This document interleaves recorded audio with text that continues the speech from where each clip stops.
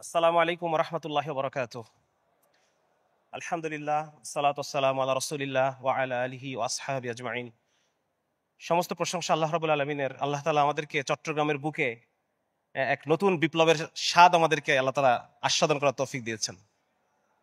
কথা শুনতে পাওয়া যাচ্ছে না? না, এবার ঠিক আছে না? আচ্ছা, ঠিক আছে। তো কেমন লাগছে আপনাদের? মাশাআল্লাহ, আল্লাহ তাআলা কবুল করুক। তো আমি আর কথা না বাড়িয়ে আমি মূল টপিকে চলে যাই। আমার যে আজকে যে টপিকটা আমাকে দেওয়া হয়েছে, টপিকটা একটু ব্যতিক্রম, তবে এই বিষয়ে আলোচনা হওয়া দরকার। কারণ একটা ইসলামী রাষ্ট্রের কথা যখন আমরা বলছি, তখন সেই রাষ্ট্রের যে বিভিন্ন রাষ্ট্রীয় যে বডিগুলো থাকবে, সেই বডিগুলোর রূপরেখা একটা ইসলামী রাষ্ট্রে কেমন হতে পারে, সেই বিষয়গুলো সম্পর্কে আমাদের আলোচনা চালিয়ে যেতে হবে এবং এই বিষয়ে পর্যাপ্ত ন্যারেটিভ আমাদেরকে তৈরি করতে হবে, আমাদেরকে বলতে হবে। কারণ আমরা যখন ইসলামী রাষ্ট্রের কথা বলছি, তখন অনেকেই এটাকে হেসে উড়িয়ে দেওয়ার চেষ্টা করছে যে এটা আবার কেমন, ইসলামী আবার রাষ্ট্র হবে কিভাবে।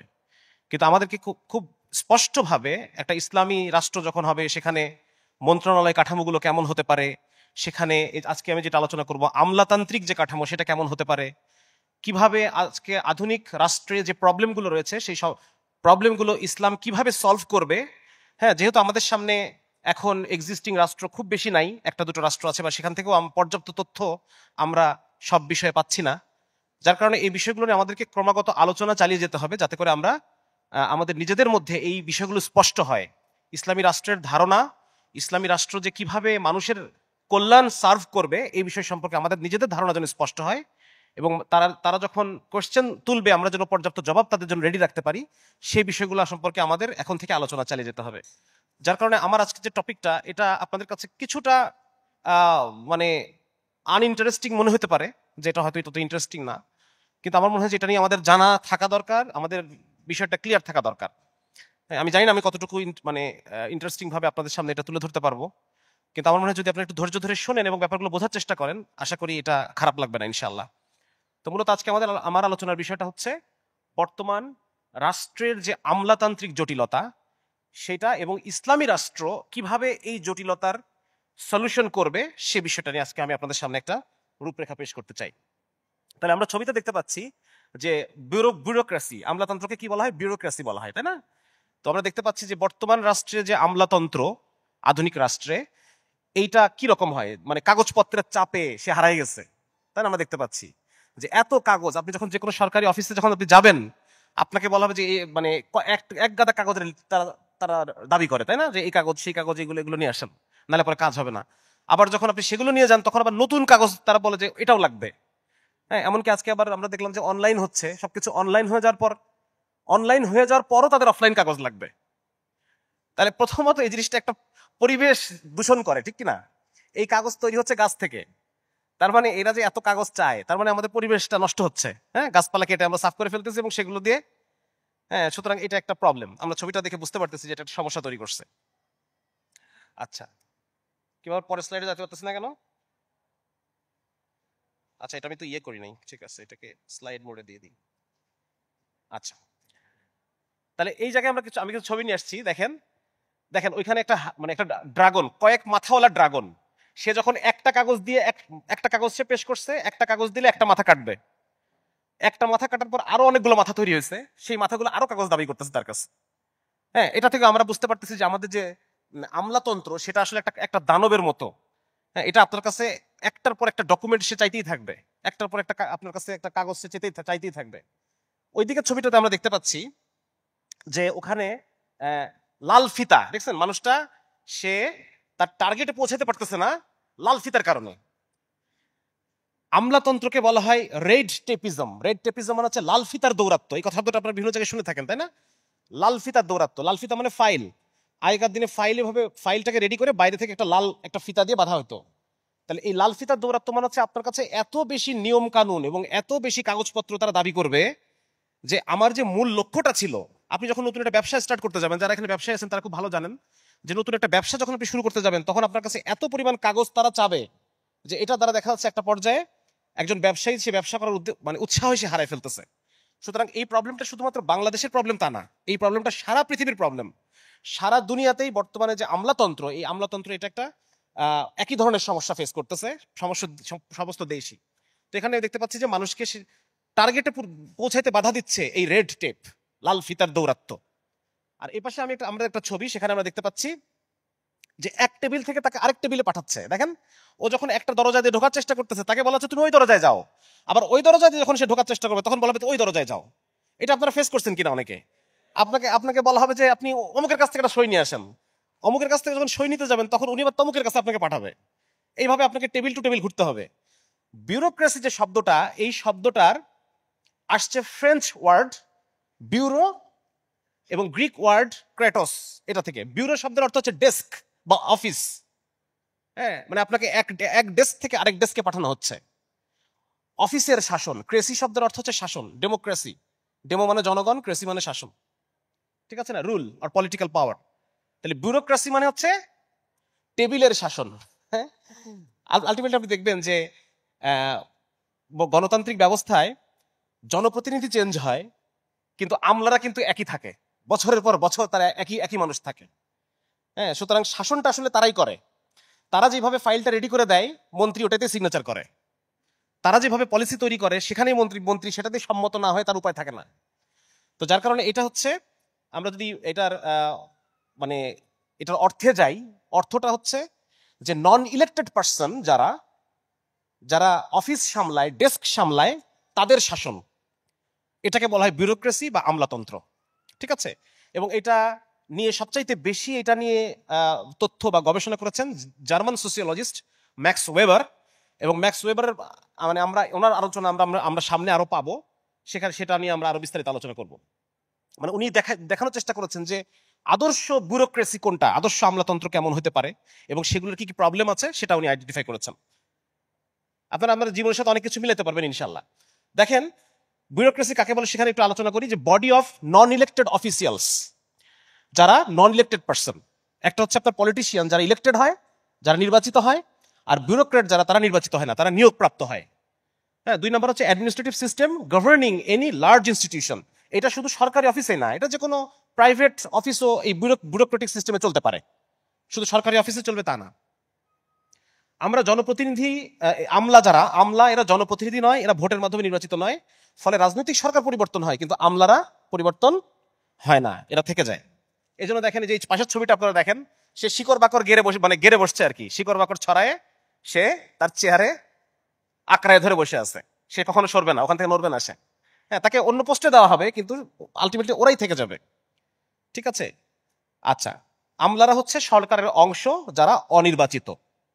এই বিষয়টা আমরা বুঝতে পারলাম, এটা নিয়ে খুব বেশি আলোচনা কিছু নাই। ম্যাক্স ওয়েবার তিনি বলতেছেন যে আদর্শ আমলাতন্ত্রের এই 6টা বৈশিষ্ট্য থাকবে। এই 6টা বৈশিষ্ট্য, তার মধ্যে একটা হচ্ছে অথরিটিক্যাল হায়ারার্কি। হায়ারার্কি মানে হচ্ছে একজনের উপর আরেকজন, আরেকজনের উপর আরেকজন, আরেকজনের উপর আরেকজন। দেখছেন না? হ্যাঁ, সহকারী সচিব, সিনিয়র সহকারী সচিব, তারপর থাকে উপসচিব, তার উপর থাকে যুগ্ম সচিব, তার উপরে থাকে আবার অতিরিক্ত সচিব, তার উপরে থাকে সচিব, আবার সিনিয়র সচিব একজন আছে, এর উপরে থাকে মন্ত্রী। মানে এই যে একটার পর একটা ডেস্ক। এই দেখেন ছবিটা দেখে বোঝা যাচ্ছে। হ্যাঁ, ছোট অফিসার থেকে আস্তে আস্তে আস্তে আস্তে বড় অফিসার। ওই কাগজ নিয়ে যে লোকটা দাঁড়ায় আছে, তার অবস্থা চিন্তা করেন। ওকে এখন প্রত্যেকটা ওই কাগজটা যেতে হবে। ছোট অফিসার, আপনারা যদি আমলাতন্ত্রের কাজগুলো সম্পর্কে না জানেন, তাহলে এই বিষয়টা ধরতে পারবেন না। প্রথমে ছোট অফিসার যে কাজটা করবে, সে ওই কাগজটা নিয়ে এই কাগজের উপর কি সিদ্ধান্ত হতে পারে এটার উপর একটা নোট লিখবে। ওই কাগজটার সাথে একটা কাগজ অ্যাড করবে। এগুলোকে আমরা ফাইলিং বলি, ডকেটিং বলি। এগুলো আমাদেরকে শেখাইছে, আমরা যখন ফাউন্ডেশন ট্রেনিং করছি বিসিএস এর পরে, আমাদেরকে এগুলো শেখানো হয়েছে। তো প্রথমে একটা ফাইল তৈরি করা হয়, ফাইলের সাথে একটা কাগজ অ্যাড করে এই ছোট অফিসার তার কমেন্টটা লিখবে যে এই ব্যক্তির আবেদনের পরিপ্রেক্ষিতে এই সিদ্ধান্ত দেওয়া যেতে পারে। এইটা আবার পরের টেবিলে যাবে।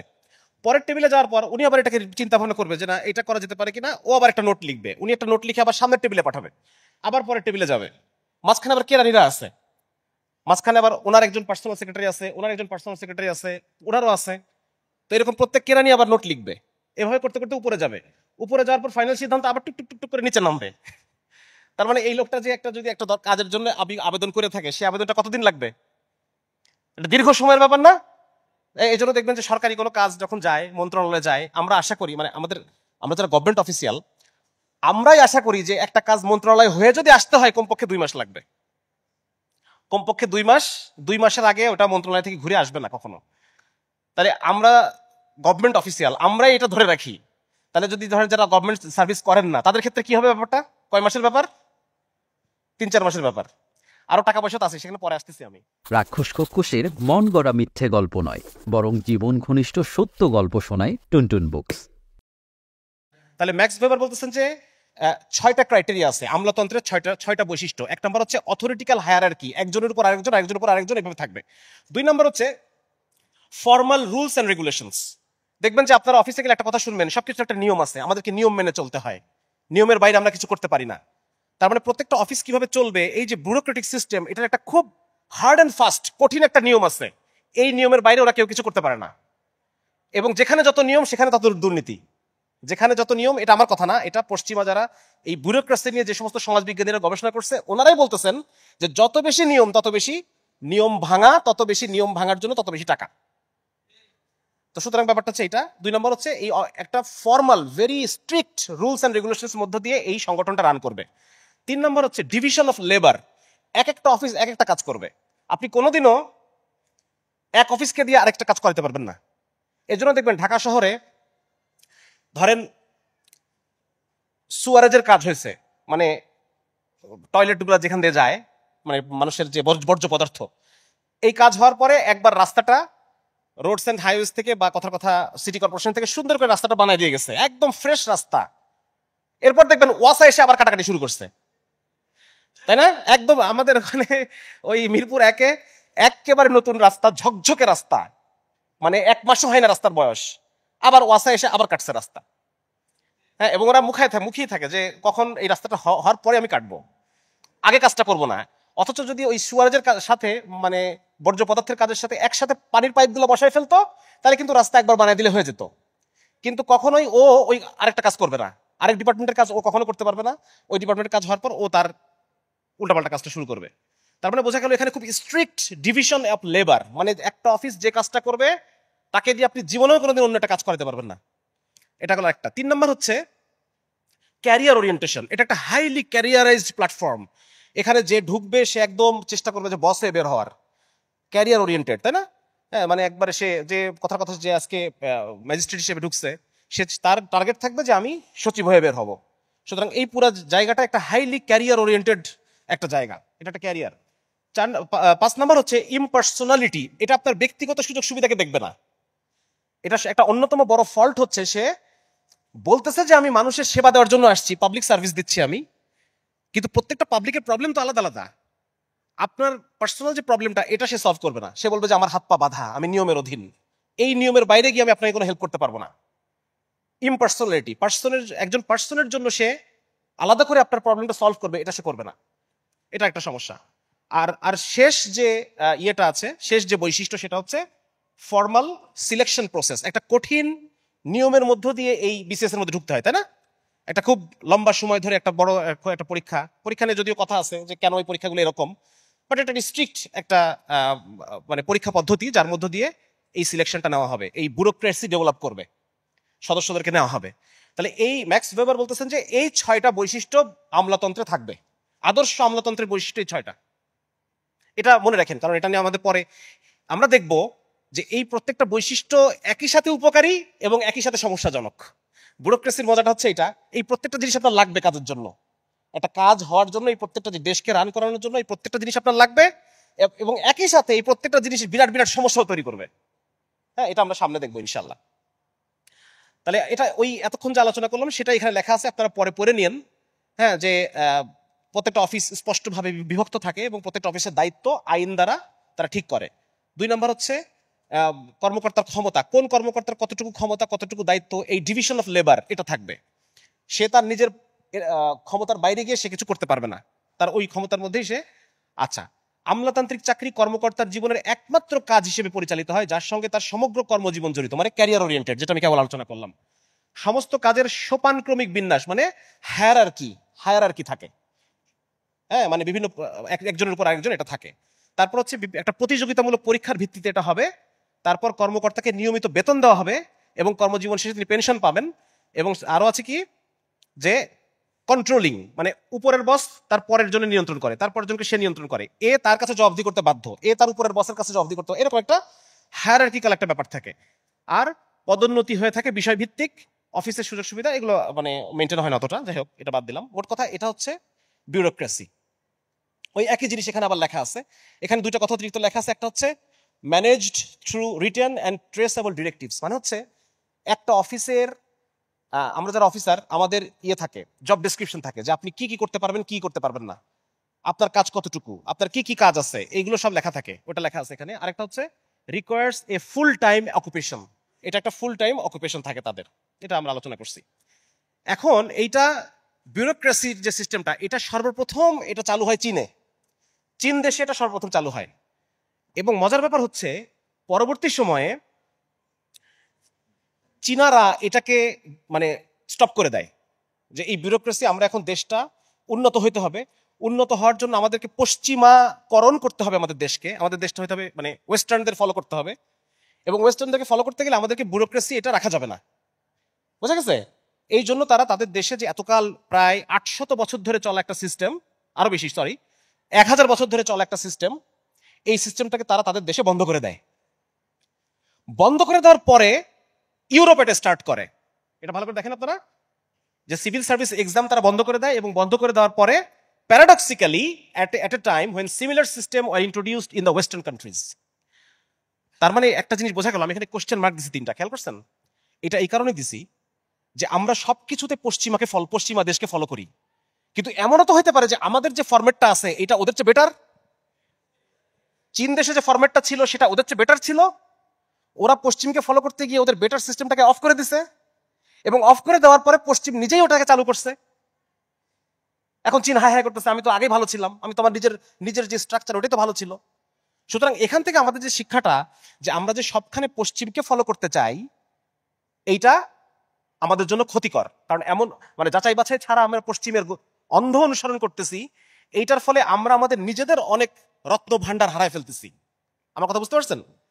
এটা একটা গুরুত্বপূর্ণ আমাদের একটা টেক এখানে, যে আমরা অন্ধভাবে পশ্চিমকে ফলো করবো না, কারণ অলরেডি আমাদের নিজেদের হিস্ট্রিতে, আমাদের নিজেদের সংস্কৃতিতে, আমাদের নিজেদের ধর্মীয় স্ট্রাকচারের মধ্যে অনেক গুরুত্বপূর্ণ জিনিস রয়ে গেছে যেটা পশ্চিম আমার থেকে নিতে পারে। যেরকম পশ্চিম চীন থেকে এই ব্যুরোক্রেসিটা নিচ্ছে, এটা তারা পশ্চিম আমাদের থেকে নিতে পারে, এমন অনেক কিছু আমাদের আছে। সো আমরা অন্ধভাবে পশ্চিমকে ফলো করব না। আচ্ছা, এবার আমরা একটু দেখি যে এখানে আলোচনাটা হচ্ছে ওই একই ধরনের আলোচনা, যে এখানে এখানে আগের স্লাইডে একটা আলোচনা আছে। দেখেন, চীন যে ব্যুরোক্রেসি ডেভেলপ করছে, এই ব্যুরোক্রেসি ডেভেলপ করছে তারা কনফুসিয়াসের মতবাদে প্রভাবিত হয়ে। কনফুসিয়াস বলছেন, দেখেন কথাটা কি, it is more important to have virtuous people in government than to have a good system of law. Strong আইন কানুন থাকার চাইতে নেককার ভালো মানুষ গভর্নমেন্টে থাকা বেশি গুরুত্বপূর্ণ। তার মানে এই শব্দটা আপনার মনে রাখেন, যে ভার্চুয়াস পিপল, নেককার মানুষ, যারা ভালো মানুষ, যারা ধর্মভীরু ধর্মপ্রাণ মানুষ, এই ধরনের মানুষ গভর্নমেন্টে থাকা বেশি গুরুত্বপূর্ণ। এখন পশ্চিম যখন সেকুলারাইজেশন হয়ে গেছে, এখন এই শব্দ পূরণ করবে কি দিয়ে? পশ্চিম তো সেকুলারাইজ হয়ে গেছে, আপনি এখন ভার্চু মাপবেন কি দিয়ে? কোন মানুষটা বেশি উত্তম? আপনি তো শুধু একাডেমিক যোগ্যতা দেখে, পরীক্ষায় পাস দেখে আপনি গভর্নমেন্ট অফিসিয়াল নিয়োগ দিচ্ছেন। এর ফলে কি প্রবলেম হয়েছে এটা আমরা সামনে দেখব। কিন্তু এই জিনিসটা মনে রাখেন, যে চীন যে ব্যুরোক্রেসি ডেভেলপ করছিল সেখানে তারা নেককার পুণ্যবান ব্যক্তিকে তারা নিয়োগ দিত, কিন্তু পশ্চিম যখন সেকুলার ওয়েস্টার্ন ওয়ার্ল্ড যখন তারা চীনকে কপি করলো, তখন কিন্তু তাদের ওই নেককার মানুষ মানে নিয়োগ দেওয়ার কিন্তু ব্যাপারটা নাই এখন। কারণ তারা ধর্মকে কিন্তু ত্যাগ করছে। ধর্মকে যদি আপনি ত্যাগ করেন, আপনি নেককার মানুষ মাপবেন কি দিয়ে? মাপতে পারতেছেন না। তাহলে এটা একটা গুরুত্বপূর্ণ বিষয় আমরা আলোচনা করে ফেললাম।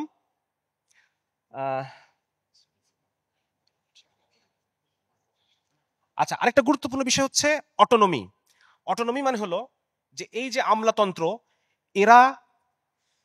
এদেরকে কি পলিটিক্যালি ইনফ্লুয়েন্স করা হবে নাকি পলিটিক্যালি ইনফ্লুয়েন্স করা হবে না, এটা নিয়ে আবার পশ্চিমে মানে ওয়েস্টার্ন যে একাডেমিক ডিসকাশন, সেখানে আবার প্রচুর বিতর্ক আছে।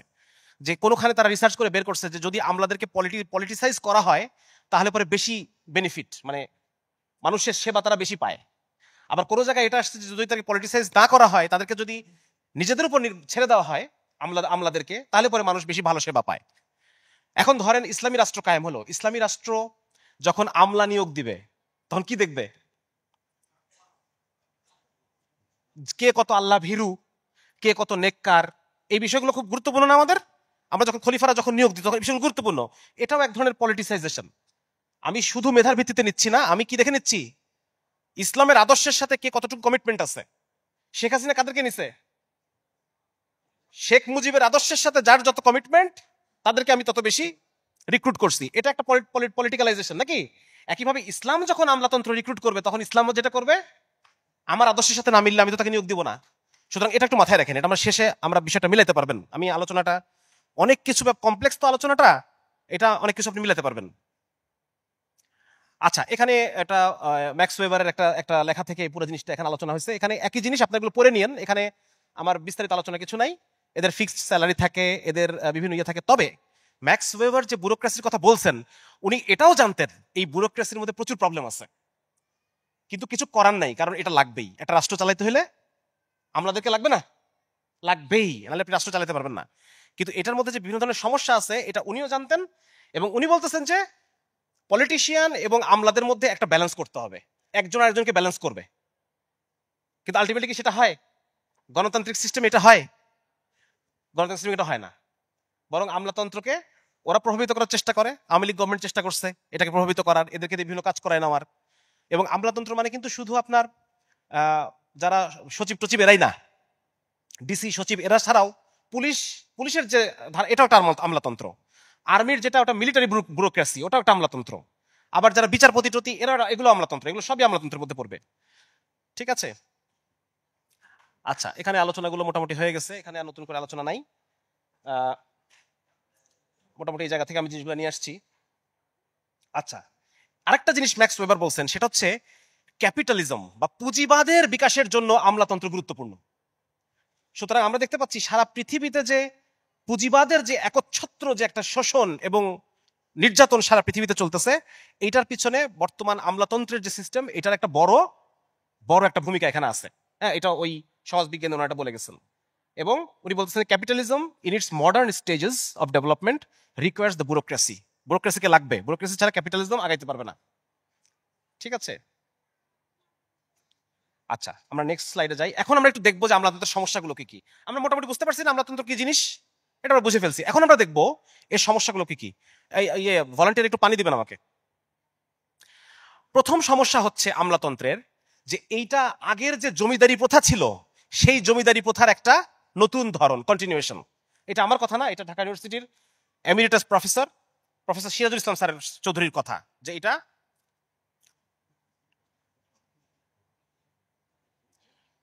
হচ্ছে এক তো এটা পুঁজিবাদের জন্য জরুরি, 2 নাম্বার হচ্ছে এটা আগের যে জমিদারি প্রথা ছিল, জমিদারি প্রথার মধ্য দিয়ে মানুষকে কন্ট্রোল করা হইতো। সুতরাং এটা দিয়েও মানুষকে কন্ট্রোল করা হয়। সেখানেও এরকম একজনের উপর আরেকজন, আরেকজনের উপর আরেকজন এরকম ছিল। হ্যাঁ, ছোট জমিদার, গোমস্তা, নায়েবের উপরে গোমস্তা, গোমস্তার উপরে জমিদার, জমিদারের উপর আবার আরেকটু বড় কিছু তালুকদার, শিকদার, হাওলাদার, এগুলো আপনারা শুনছেন না? প্রত্যেকের বংশ পদবিতে এগুলো আছে। এইগুলো হচ্ছে একজনের উপর আরেকজন, আরেকজনের উপর আরেকজন। খন্দকার, তালুকের মালিক তালুকদার, হাওলার মালিক হাওলাদার, হাওলা মানে এলাকা, এরকম বিভিন্ন রকম এগুলো একজনের উপর একজন থাকে। তাহলে উনি বলতেছেন যে পুঁজিবাদ এবং সমাজতন্ত্রের মধ্যে, সামন্তবাদ বা জমিদারতন্ত্রের মধ্যে একটা যোগসূত্র হচ্ছে এই আমলাতন্ত্র। এবং এই আমলাতন্ত্রটা হচ্ছে আগের যে জমিদারি প্রথা ছিল সেই জমিদারি প্রথার একটা কন্টিনিউয়েশন। এবং আপনারা লক্ষ্য করবেন, স্যার না বললে তারা মাইন্ড করে। জানেন এটা? দেখছেন, খেয়াল করছেন? আপনি যদি তাদেরকে স্যার না বলেন, স্যার না ডাকেন, আমাকে স্যার ডাকবা, যদি স্যার না ডাকেন তাহলে তারা মাইন্ড করবে। তো এটা হচ্ছে সেই জমিদারি প্রথার ওই আগের যে, তারা হচ্ছে জমিদার, আমরা হচ্ছে প্রজা। হ্যাঁ, আমাদের তাদেরকে স্যার ডাকতে হবে, এরকম একটা ব্যাপার এখানে কাজ করে। আরেকটা জিনিস হচ্ছে এই যে ব্যুরোক্রেসি, আজকের যে আমলাতন্ত্র, এটা কাদের তৈরি বলেন তো? কারা দিয়ে গেছে এটা ব্রিটিশদের দিয়ে যাওয়া। এই আমলাতন্ত্র আমাদেরকে ব্রিটিশরা দিয়ে গেছে। এবং তখন এই পোস্টগুলোতে কারা থাকতো? আজকের যে ডিসি, আজকের যে এসপি, এই পোস্টগুলোতে তখন কারা নিয়োগ পাইতো? আরে কথা বলে না কেন? ইংরেজরা নিয়োগ পাইতো। ওরা হচ্ছে ইংরেজ, আমরা হলাম নেটিভ। ওরা শাসক, আমরা হচ্ছে প্রজা, আমরা শাসিত। ওই যে ওই সম্পর্কটা এখনকার ব্যুরোক্রেসির মধ্যে আছে না নাই? হ্যাঁ, তাদেরকে আমাদের স্যার বলে ডাকতে হবে। আমেরিকায় কিন্তু নাই, স্যারটার এভাবে বলে ডাকার নিয়ম নাই। তাদেরকে স্যার বলে ডাকতে হয়, তাদেরকে ওইরকম ভক্তি করতে হয়, তাদেরকে, হ্যাঁ, ব্রিটিশদেরকে এই দেশের নেটিভ প্রজারা যেভাবে ভক্তি করতো সেভাবে তাদেরকে ভক্তি করতে হবে। এরকম বিভিন্ন বিষয় এখানে জড়িত। তার মানে আরেকটা জিনিস আমরা বুঝলাম যে এই আমলাতন্ত্র ব্রিটিশদের দিয়ে যাওয়া একসাথে এটা আগের যে জমিদারি প্রথা ছিল সেটার একটা কন্টিনিউয়েশন, 2 নাম্বার হচ্ছে এটা একই সাথে উপনিবেশের কন্টিনিউশন। কিসের কন্টিনিউশন? উপনিবেশের কন্টিনিউশন। এবং সিরাজুল ইসলাম চৌধুরী সাহেব উনি দেখাইছেন যে ব্রিটিশরা যে ক্ষমতা ছেড়ে গেছে, কাদের কাছে ছেড়ে গেছে? আপনার আমার কাছে, কৃষকের কাছে, ওলামায়ে কেরামের কাছে, কাদের কাছে ছাড়ছে? এই আমলাদের কাছে ছেড়ে গেছে।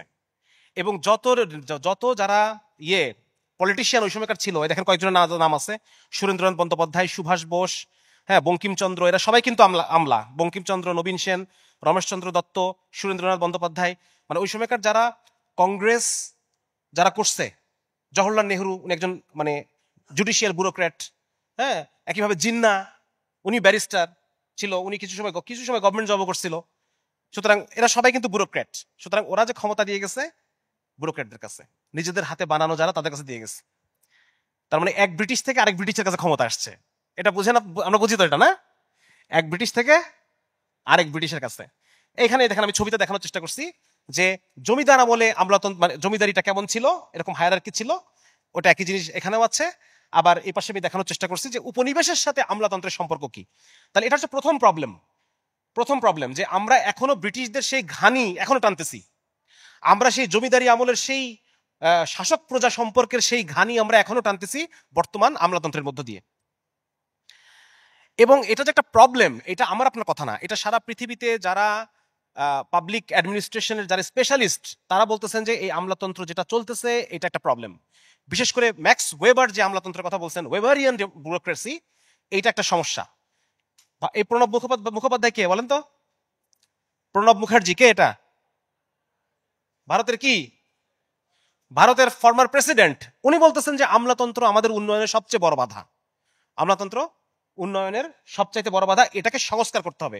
দুটা জিনিস মাথায় রাখবেন, একই সাথে আমলাতন্ত্র আমাদের উন্নয়নের, একটা রাষ্ট্র পরিচালনার জন্য সবচেয়ে গুরুত্বপূর্ণ একটা জিনিস, গুরুত্বপূর্ণ একটা বডি, একই সাথে এটা রাষ্ট্রের উন্নয়নের জন্য সবচেয়ে বড় বাধা।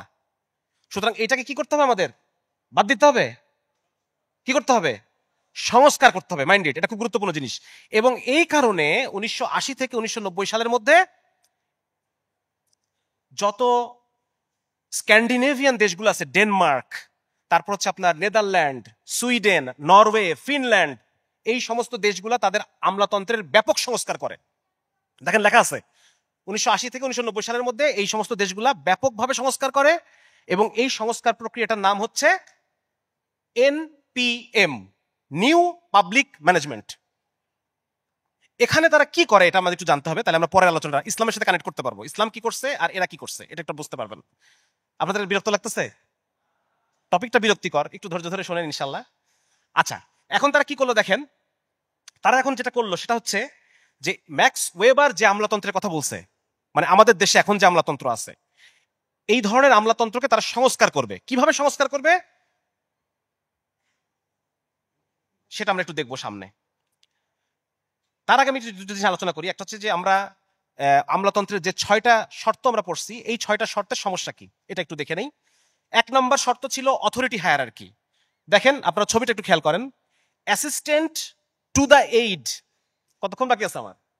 হ্যাঁ, আমার তখন আলোচনা পুরাই বাকি, আমার নাকি 5 মিনিট বাকি আছে। তাহলে তো আমি আলোচনা শুরু করতে পারলাম না এখনো। যাই হোক, আচ্ছা দেখেন এটা ছবিটা একটু খেয়াল করেন। Assistant to the aid of the deputy vice chairman of the committee to reduce bureaucracy. তাহলে দেখেন কয়টা অফিসার এখানে, দেখেন তো কয়টা অফিসার। একটা কমিটি হয়েছে, সেই কমিটির একটা চেয়ারম্যান আছে, সেই চেয়ারম্যানের একটা ভাইস আছে, ভাইস চেয়ারম্যান। ওই ভাইস চেয়ারম্যানের একটা ডেপুটি আছে, ওই ডেপুটির আবার একটা এইড আছে, ওই এইডের অ্যাসিস্ট্যান্ট হচ্ছে এই লোক। তার মানে বুঝতে পারছেন কতগুলো বেহুদা কাজে এতগুলা মানুষকে আমি নিয়োগ দিছি এবং তাদেরকে আমার বেতন দিয়ে টানা লাগতেছে। সুতরাং এই অথরিটি হায়ারার্কি প্রবলেম হচ্ছে ইম্পসিবিলিটি অফ টাস্ক। কাজগুলো অনেক কঠিন হয়ে যায়, এক্সপেনশনারি টেন্ডেন্সি, দীর্ঘসূত্রিতা, অনেক টাইম লাগে, স্লো টু চেঞ্জ, এটা কাজগুলো সহজে হইতে চায় না। Yesmanship, yes sir. কখনো কথা বলতে দেখছেন কোন অফিসারকে? তার বস ফোন দিছে, আপনি পাশে দাঁড়িয়ে শুনতেছেন, কখনো হয়েছে? 1 মিনিটের মধ্যে 100 বার স্যার বলবে। 1 মিনিটের মধ্যে 100 বার বলবে স্যার, জি স্যার, জি স্যার, স্যার জি স্যার, স্যার। কখনো না বলবে না। এটাকে বলা হয় ইয়েসম্যানশিপ। ঠিক আছে, বস যদি ভুলও করে ও বলতে পারবে না স্যার আপনি ভুল, স্যার জি স্যার ঠিক আছে, এখন এখন রাত, জি স্যার রাত। ঠিক আছে, এই হচ্ছে অবস্থা। আর এর ফলে কি হচ্ছে, এর ফলে ইনএফিসিয়েন্সি অফ দ্য অর্গানাইজেশন, মানে যে অর্গানাইজেশনটা কাজ করতেছে অর্গানাইজেশনটা মানে কাজ করতে পারে না, কাজ হয় না, অনেক কিছু হয়, মিটিং ইটিং সিটিং সব হয় কিন্তু কাজ হয় না। ঠিক আছে, এটা কেন, কারণ হচ্ছে এই অথরিটি হায়ারার্কির কারণে। এবং ওয়েস্ট হয়, টাকা ওয়েস্ট হয়, গভর্নমেন্টের টাকা, পাবলিকের টাকা ওয়েস্ট হয়। এই যে দেখেন কতগুলো অফিসার নিয়োগ দিছি একটা কাজের জন্য, এত অফিসার দরকার ছিল না, দরকার ছিল, এটা দরকার আসলে তো দরকার নাই। তো যার কারণে আমরা বুঝতে পারলাম যে অথরিটি হায়ারার্কি দরকারও আছে আবার দরকারও নাই, দুটাই। কিছুটা কমান্ড এবং কন্ট্রোল দরকার আছে, কিন্তু আবার এটা বেশি বর্তমান যা ব্যুরোক্রেসি বেশি। 2 নম্বর হচ্ছে যেটা বলছি যে ফর্মাল রুলস এন্ড রেগুলেশনস। এখানে প্রবলেমগুলো কি, 1 নম্বর হচ্ছে রেড টেপ, আমরা যেটা কেবল আলোচনা করলাম, এত বেশি নিয়ম কানুন। হ্যাঁ, আমাকে নিয়ম মানতেই হবে, প্রথমে ওর কাছে যেতে হবে, ওখান থেকে ওখানে যেতে হবে, ওখান থেকে ওখানে যেতে হবে। 2 নম্বর হচ্ছে এটাকে বলে ব্যুরোক্রেটিক রিচুয়ালিজম, প্রথা, এই প্রথাটাকে মানতে হবে। সে যে একটা প্রবলেমকে অ্যাড্রেস করবে, এই প্রবলেমের যে সলিউশনগুলো আছে সেটাকে খুঁজে বের করবে, এই মূল কাজটা থেকে সে দূরে সরে যায়, সে ফর্মালিটি মেনটেন করা তার জন্য বেশি গুরুত্বপূর্ণ। 3 নম্বর হচ্ছে এটাকে বলে ব্যুরোক্রেটিক ইনার্শিয়া, জড়তা, কাজকর্ম একদম জড়ো হয়ে গেছে, কাজ আগাচ্ছে না, মাসের পর মাস চলে যায়, কাজ আগায় না। আর হচ্ছে করাপশন। একটা উদাহরণ দিছে যে ইউএস ডিপার্টমেন্ট অফ এগ্রিকালচার বলতেছে এটা সমস্ত ইউএস এর সমস্ত গ্রামে গ্রামে এই অফিসটা আছে। হ্যাঁ, কিন্তু মাত্র একটা উনি বলছে কাউন্টি, কাউন্টি মানে গ্রাম, গ্রামকে মনে হয় কাউন্টি বলে। বলে যে 7টা, যদি 7টার মধ্যে থাকে, 7টা যদি গ্রাম থাকে, প্রতি 7টা গ্রামে একটাই মাত্র একটা ফার্ম আছে, কিন্তু অফিস কিন্তু সবগুলোতে আছে। তাহলে বাকিগুলোর কাজ কি? আমাদের দেশে অবস্থা আছে কি নাই? অফিস আছে, কাজ নাই, আছে না এরকম? হ্যাঁ আছে, বসে বসে বেতন নিচ্ছে। আজকে আমরা সকালে গেছিলাম হচ্ছে বন বন গবেষণায় একটা আছে না আপনাদের, ওইখানে গেছি, ওখানে সব বিভাগ প্রচুর অফিস, কোনো কাজ নাই, বসে আছে, বেতন নিচ্ছে।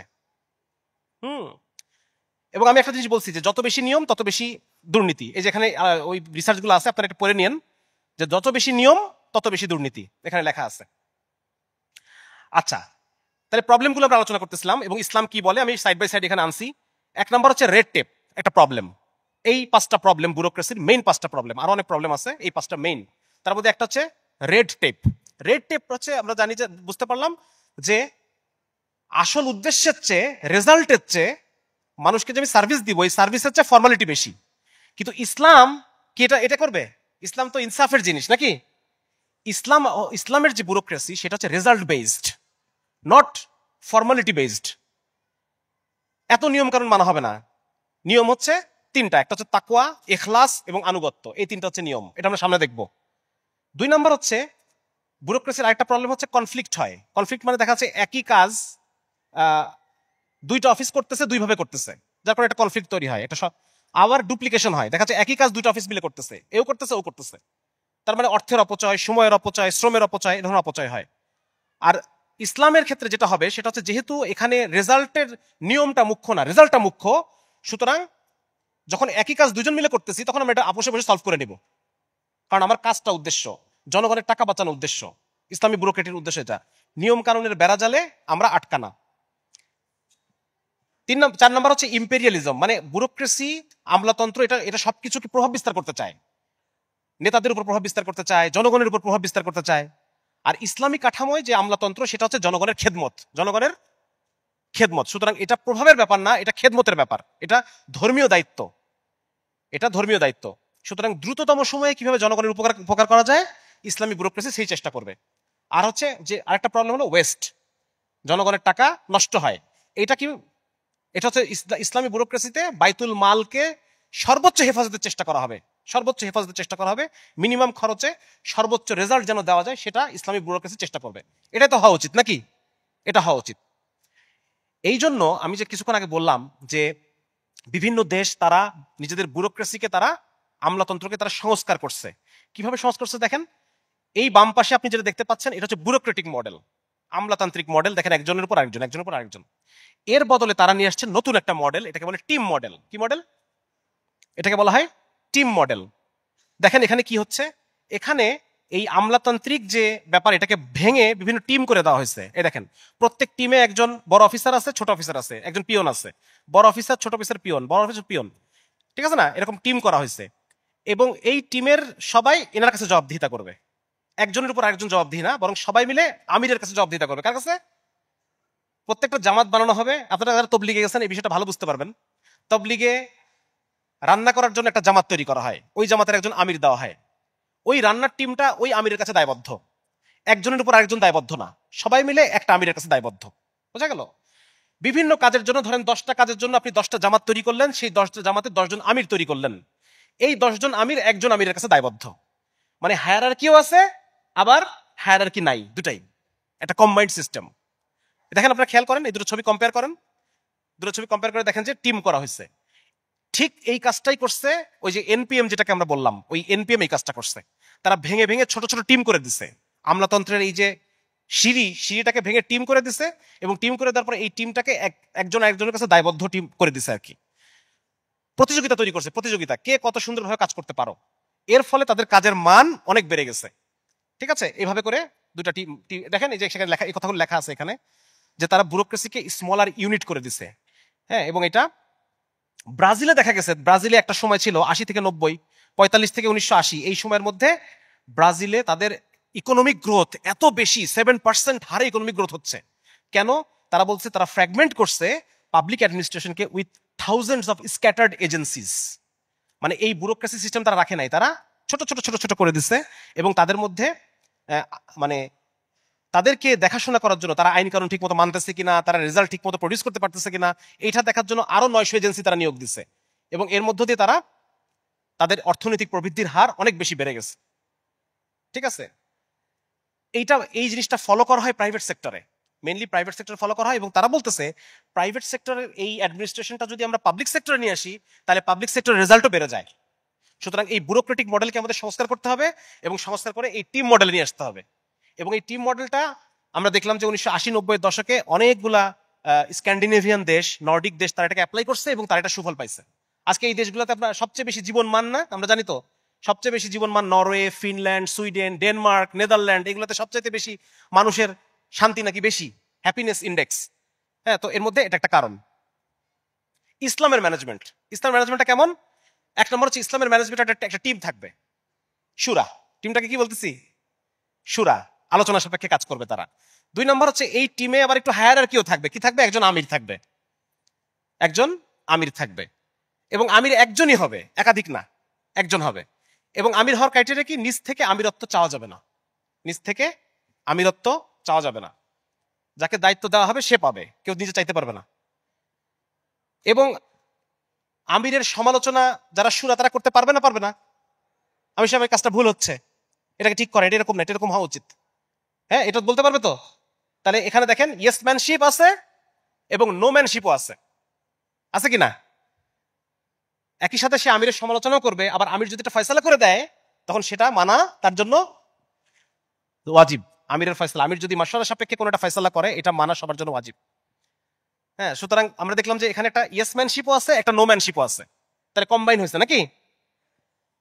আরেকটা হচ্ছে উদ্দেশ্য হচ্ছে কি? অ্যাকমপ্লিশমেন্ট, কাজটাকে সফলভাবে করে নিয়ে আসা। ফর্মালিটি জরুরি না, নিয়ম কানুনের বেড়াজাল নাই, কাজের লক্ষ্য হচ্ছে আসল, রেজাল্ট হচ্ছে আসল। এই যে আমরা দেখলাম রেজাল্ট ফোকাসড, ইসলামের যে অ্যাডমিনিস্ট্রেটিভ সিস্টেম সেটা রেজাল্ট ফোকাসড। আর 4 নাম্বার হচ্ছে এই যে টিম তৈরি করা, বিভিন্ন কাজের জন্য জামাত তৈরি করা, টিম তৈরি করা, এটাকে আমরা বলতেছি street level bureaucracy. Street level ব্যুরোক্রেসিটা ফ্র্যাগমেন্টেড হইতে হবে, ফ্র্যাগমেন্টেড। এই এনপিএম মডেল হচ্ছে এটা। তাহলে ইসলাম যে ব্যুরোক্রেসির কথা বলে সেই মডেল ওরা অ্যাপ্লাই করছে, এবং অ্যাপ্লাই করে তারা আজকে পৃথিবীর সবচেয়ে উন্নত দেশ, নাকি? আমার কথা বুঝে আসতেছে?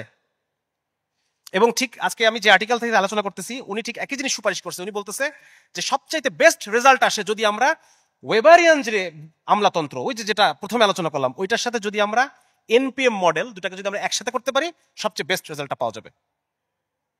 ঠিক আছে? এবং ইসলামের যে ব্যুরোক্রেসি, এটার মূল ইয়ে হচ্ছে, আপনারা যদি দেখেন, আমি হয়তো দেখাবো সামনে, আমাকে যদি টাইম দেওয়া হয়, আলী রাদিয়াল্লাহু তাআলা আনহু মিশরের গভর্নর মালিক ইবনে আশতার, ওনার কাছে একটা লিখিত দিক নির্দেশনা পাঠান। তার মধ্যে উনি উল্লেখ করছেন যে কি কি থাকতে হবে তোমার।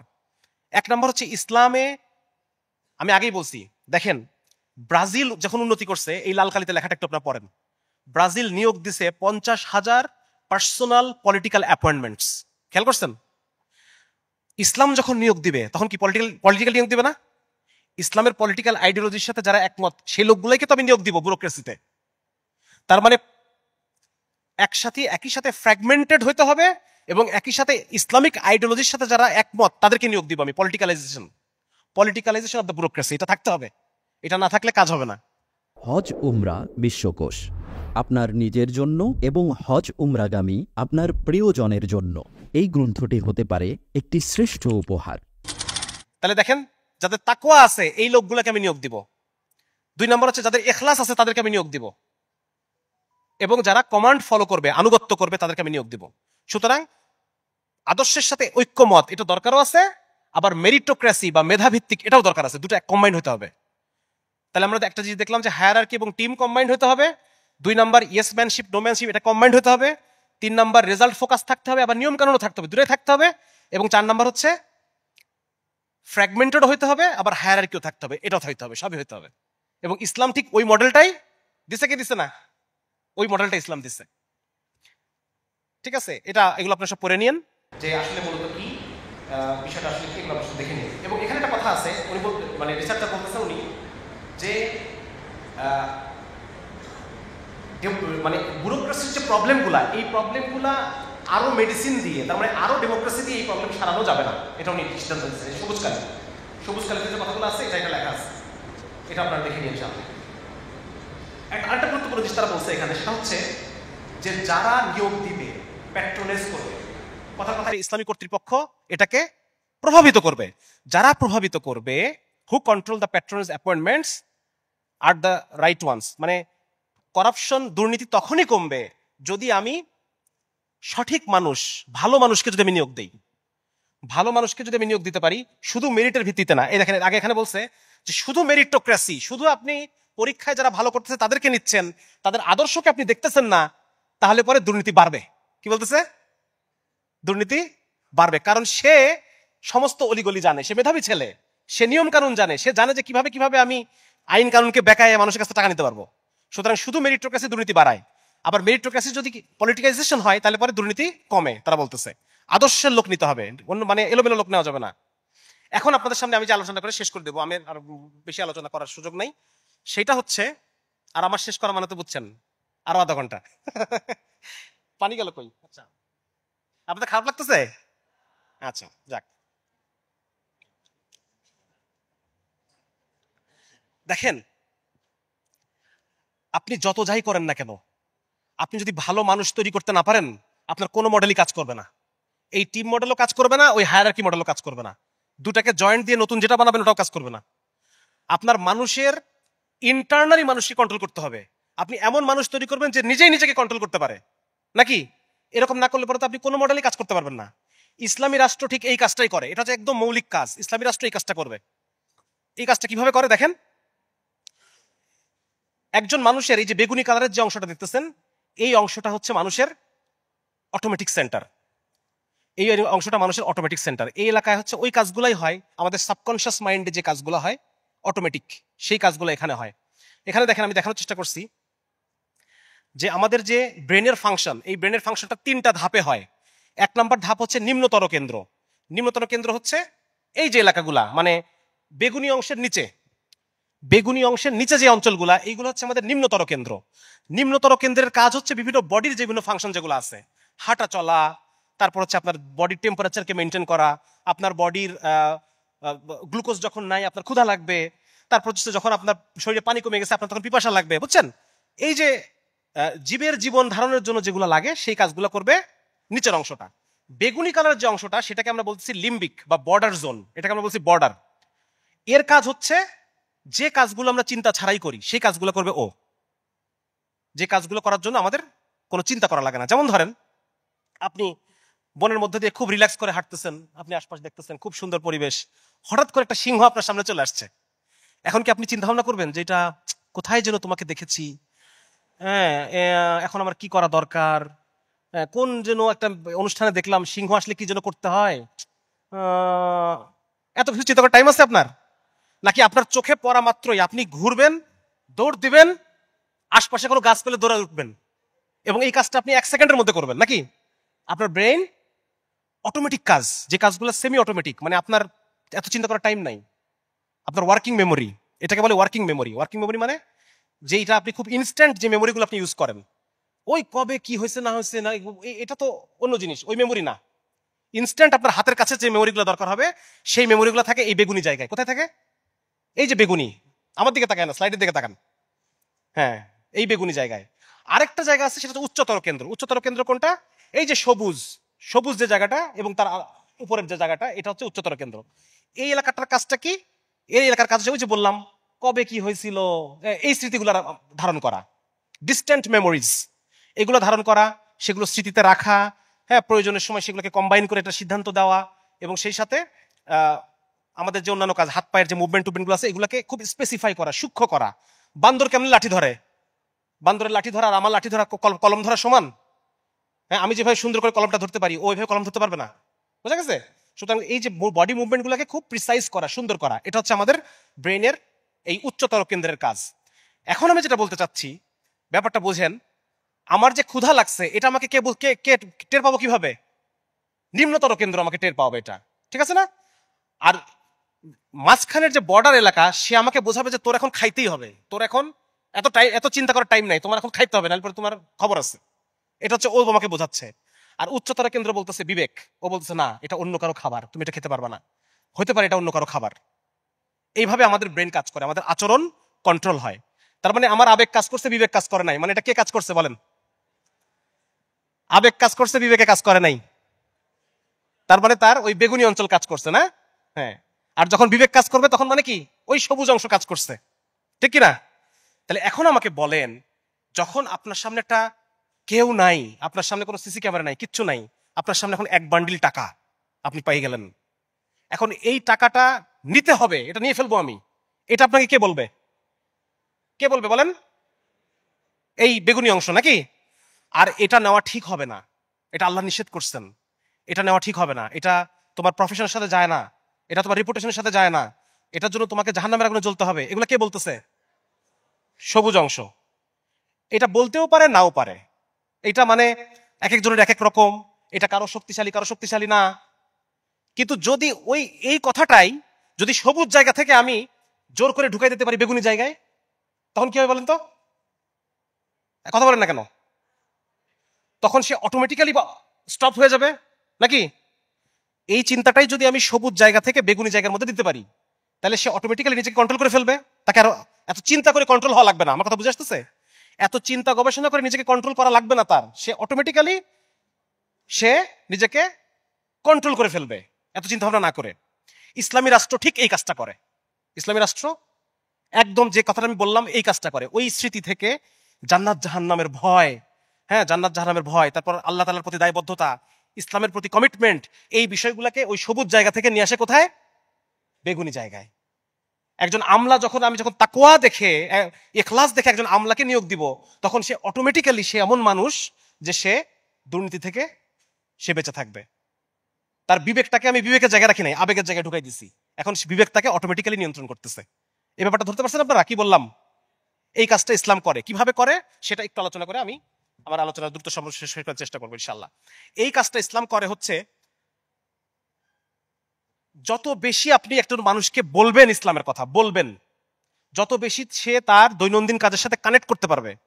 আমাদের সমস্ত অফিস আদালতে আপনি যদি হাদিস বলতে যান, বলবে যে আপনি এটা মসজিদে গিয়ে বলেন। এটা এখানে বলতে আসছেন কেন? এটা ধর্মনিরপেক্ষ রাষ্ট্র। যদি বলি যে আমরা আমাদের অফিসারদেরকে ইসলামের আঙ্গিকে বড় করতে চাই, ইসলামের আঙ্গিকে ট্রেনিং দিতে চাই অফিসারদেরকে, তখন বলবে যে না, এখানে হিন্দু অফিসারও আছে, সুতরাং এখানে ইসলামের কথা বলা যাবে না, এটা একটা ধর্মনিরপেক্ষ জায়গা, এখানে ধর্মের কথা বলবেন না। তাহলে ধর্মকে যদি আপনি বাদ দিয়ে দেন, ধর্মের আলোচনাকে যদি আপনি বাদ দিয়ে দেন, তাহলে আপনি এই কাজটা করতে পারবেন? এই কাজটা আপনি করতে পারবেন না যদি ধর্মের আলোচনা বাদ দিয়ে দেন। ইসলামী রাষ্ট্রের আমলাতন্ত্রে আমি যদি আপনাদেরকে দেখাই, মিশরের গভর্নরের প্রতি আলী রাদিয়াল্লাহু তাআলার নির্দেশনা, সেখানে বারবার আলী রাদিয়াল্লাহু তাআলা কথা বলতেছে, বারবার একটু পর পর বলতেছে যে ইত্তাকিল্লাহ, আল্লাহকে ভয় করো, তুমি আল্লাহকে ভয় করো, আল্লাহকে তুমি হাজির নাজির জানবা, হ্যাঁ তুমি আল্লাহ সন্তুষ্টির জন্য কাজ করবা, তোমার দ্বারা যদি কেউ মজলুম হয় তো আল্লাহ তোমার উপর নারাজ হবেন। একটু পর পর এই কথা বলতেছেন, এবং এই কথাগুলো বারবার বারবার বলার দ্বারা কি হচ্ছে, আপনি একটা ট্রেনিং পিরিয়ডে যত তাকে আল্লাহর কথা বলবেন, তার মুখ দিয়ে আপনি আল্লাহর কথা বলাবেন, তাকে আল্লাহর কথা লেখাবেন, যত ভাবে তাকে ইনপুট দিবেন, তত বেশি তার ওই সবুজ জায়গা থেকে বেগুনি জায়গায় তার ওই জিনিসটা প্রবেশ করবে।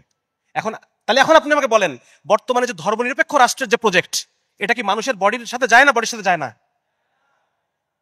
তাহলে এই ধর্মনিরপেক্ষ রাষ্ট্র মানুষের আচরণ নিয়ন্ত্রণ করতে ব্যর্থ, কারণ সে ধর্মকে ইউজ করতে পারতেছে না। মানুষের আচরণ নিয়ন্ত্রণ করার জন্য ধর্মের যে ভূমিকা, সেই ভূমিকাটাকে একটা ধর্মনিরপেক্ষ রাষ্ট্র ইউজ করতে দেয় না। যে লোকটার অফিসকে দেখেন, এখানে একটা কথা লিখছি যে জায়নামাজের পার্টিকে ধর্ম মনে করে, কিন্তু অফিসের টেবিলকে সে ধর্ম মনে করে না। যদি অফিসের টেবিলকে তাকে ধর্ম মনে করাতে পারতাম, তাহলে কি হতো বলেন? সে জামাতের টাইমকে সে যত পবিত্র মনে করতেছে, সে অফিসে আসা যাওয়ার টাইমটাকে সে পবিত্র মনে করতেছে না। একটা ওয়াজের বইকে সে যত পবিত্র মনে করতেছে, অফিসের ফাইলকে সে ততটা পবিত্র মনে করে না। অথচ ওটা তো পাবলিক অ্যাফেয়ার, ওটা তো ততটাই পবিত্র নাকি? তাকে হিসাব দিতে হবে না? হিসাব দিতে হবে। সুতরাং আমার কথা হচ্ছে, ধর্ম রাষ্ট্র পৃথকীকরণ যে প্রজেক্ট, এই প্রজেক্টটা আমাদের শরীরের সাথে সামঞ্জস্যপূর্ণ না, আমাদের ব্রেনের সাথে সামঞ্জস্যপূর্ণ না, এবং এইভাবে আমাদের বডি, আমাদের মাইন্ড এইভাবে কাজ করে না। যার কারণে একটা secular bureaucracy is a failure. কিন্তু যখন ইসলামিক স্টেটে যখন যে ব্যুরোক্রেসিটা হবে, সেটা হবে একটা আদর্শ একটা জিনিস, যে জিনিসটা আমরা সবাই চাই। হ্যাঁ, এটা আমরা যেন এটা বুঝতে পারি আর কি। তো আমার আলোচনা এটুকুই ছিল, খুব বেশি আলোচনা নাই, শেষ। এবং বাকি আপনারা এই স্লাইডটা আমি আপনাদেরকে দিয়ে দেবো, এই তথ্যগুলো আপনারা পড়ে নিন। এবং এটাই বর্তমান যে ওয়ার্ল্ড আমলাতন্ত্র সংস্কারের জন্য যে প্রস্তাবনাগুলো দিছে, এই প্রস্তাবনাগুলো ইসলামের সাথে পুরোপুরিভাবে ইসলামের সাথে মিলে যায়। ঠিক আছে? এবং আরেকটা জিনিস বলে আমি শেষ করে দিই। এখানে আমি অনেক কিছু আনছিলাম রাসূল সাল্লাল্লাহু আলাইহি ওয়াসাল্লাম, এগুলো কিন্তু আমি বলতে পারলাম না এগুলা। হ্যাঁ, উমর রাদিয়াল্লাহু তাআলা আমলাতন্ত্র কেমন ছিল আমি এখানে নিয়ে আসছি, এটা বলার জন্য তো যথেষ্ট সুযোগ পাইলাম না। আপনারা একটু পরে মিলাই নিন। হ্যাঁ, এগুলো আছে যে কিভাবে কি করা হয়। ওমর রাদিয়াল্লাহু তাআলা সর্বপ্রথম এই পৃথিবীতে আমলারা কি করতেছে না করতেছে এটা দেখার জন্য আলাদা একটা গোয়েন্দা অফিস তৈরি করে।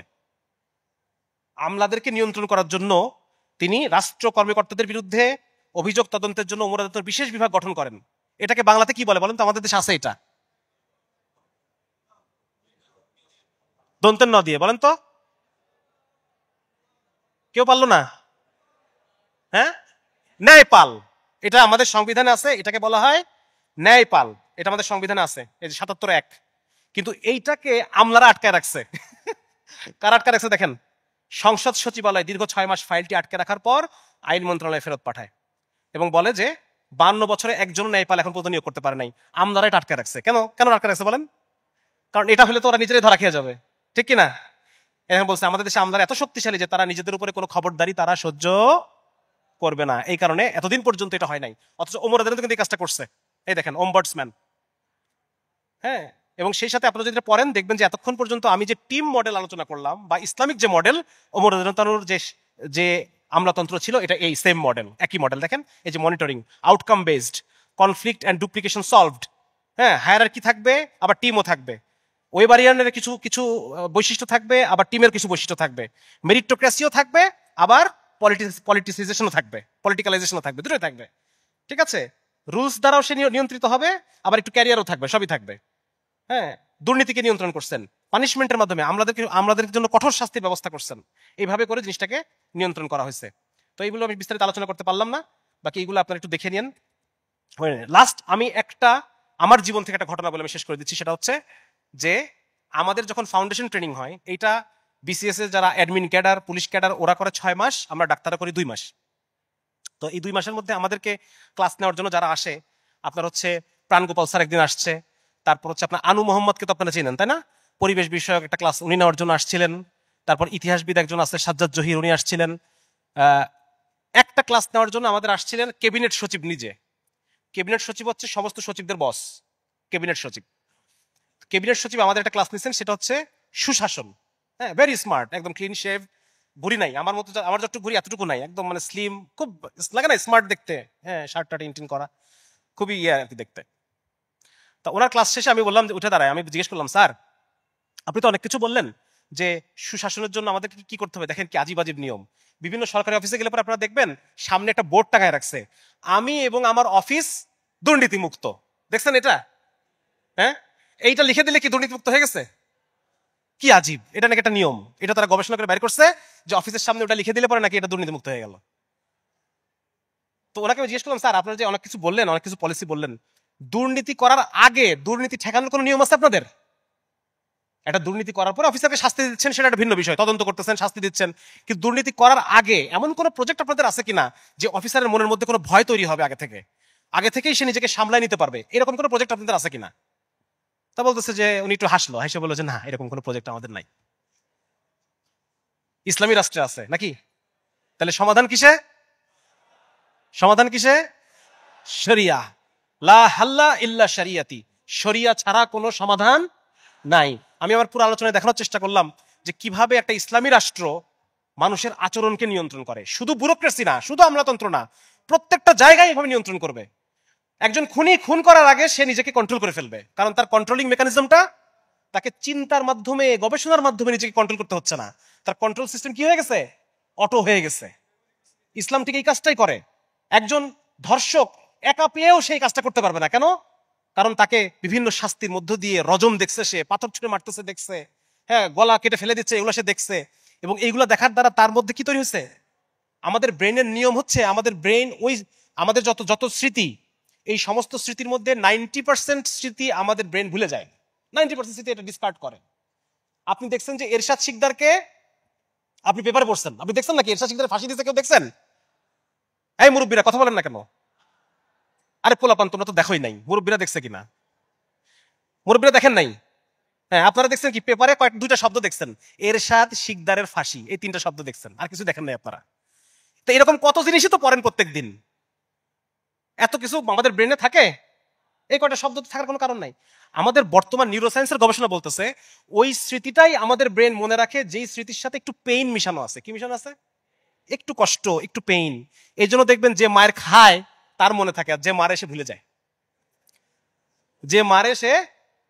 যে মায়ের খায় তার মনে থাকে। যেই ইনফরমেশনের সাথে কিছুটা পেইন আছে এবং কিছুটা রিওয়ার্ড আছে, হয় সুখ অথবা কষ্ট, সেই ইনফরমেশনটা আপনার ব্রেন মনে রাখবে। এখন আপনি পড়ছেন এরশাদ শিকদারের ফাঁসি, এটা আপনার ব্রেন কয়দিন পরে এটা ভুলে যাবে। কিন্তু আপনি দেখছেন চোখের সামনে এরশাদ শিকদারের কট করে গলাটা কেটে ফেলাই দিল আর গলগল করে রক্ত বেরোয় আসতেছে, এটা দেখাটা কি সুখকর না কষ্টকর? এটা আপনার ব্রেন কখনোই ভুলবে না। এবং আপনি যখন কোনোদিন যদি আপনার সামনে কোনো মার্ডারের চিন্তা আসে, আপনার তখন ওটা মাথায় অটোমেটিক্যালি, আপনি তখন এটা নিজেকে আটকায় ফেলতে পারবেন। এবং এই জন্য আল্লাহ তাআলা কোরআনে বলছেন যে কিসাসের মধ্যে আছে কি? কিসাসের মধ্যে আছে, জোরে বলেন, হায়াত। কিসাসের মধ্যে একজনকে কিসাস করবেন, আরো 1000 মার্ডারার সে সতর্ক হয়ে যাবে মার্ডারের আগে, সে আর মার্ডার করতে পারবে না, অপরাধ করতে পারবে না। ইসলাম শুধু আমলাতন্ত্রে না, ইসলাম প্রত্যেকটা জায়গায় এই ধরনের মানুষ তৈরি করে, যেই সমস্ত মানুষের কন্ট্রোলিং মেকানিজম অটো। এইভাবে ইসলাম একটা নতুন সমাজ তৈরি করে, একটা নতুন দেশ তৈরি করে, একটা নতুন সোনার মানুষ তৈরি করে। সাহাবীরা কিরকম মানুষ ছিলেন? হ্যাঁ, হেদায়েত পাওয়ার আগে, আরে বলেন না কেন, নির্ভয়ে বলেন, হেদায়েত পাওয়ার আগে সাহাবীরা খুবই, মানে কি বলা যায়, মানে সভ্য মানুষ ছিলেন না কেউ। সভ্যতার পর্যায়ের মানুষ খুব কমই ছিলেন, কম সাহাবী ছিলেন। এই মানুষগুলাকে যে আল্লাহ রাসূল সাল্লাল্লাহু আলাইহি ওয়াসাল্লামের সোনার পরশে, পরশ পাথরে যে তারা সোনার মানুষে পরিণত হয়েছে, কিভাবে হয়েছে? এই সে মেকানিজম আজকে আমি আপনাদেরকে বললাম। এইভাবে তারা সোনার মানুষে পরিণত হয়েছে, কন্ট্রোল সিস্টেমটা অটোমেটিক করে দিয়ে। তাহলে আমরা বুঝতে পারলাম যে ইসলামী শরিয়া ছাড়া কোনোখানেই কোনো সমাধান নাই। আছে নাকি সমাধান? সেকুলার রাষ্ট্রের সমাধান আছে না? সমস্যা তৈরি করে, সমস্যা তৈরি করে, দুর্নীতি তৈরি করে, এই যা যা আছে এগুলো সব তৈরি করে, অপরাধ তৈরি করে, অপরাধী তৈরি করে। তাহলে সবাই বলেন আমার সাথে, লা হাল্লা ইল্লা শরিয়াতি, লা হাল্লা ইল্লা শরিয়াতি। শরিয়ত ছাড়া সমাধান নাই। তাকবীর, তাকবীর, তাকবীর। আসসালামু আলাইকুম ওয়া রাহমাতুল্লাহি ওয়া বারাকাতুহু।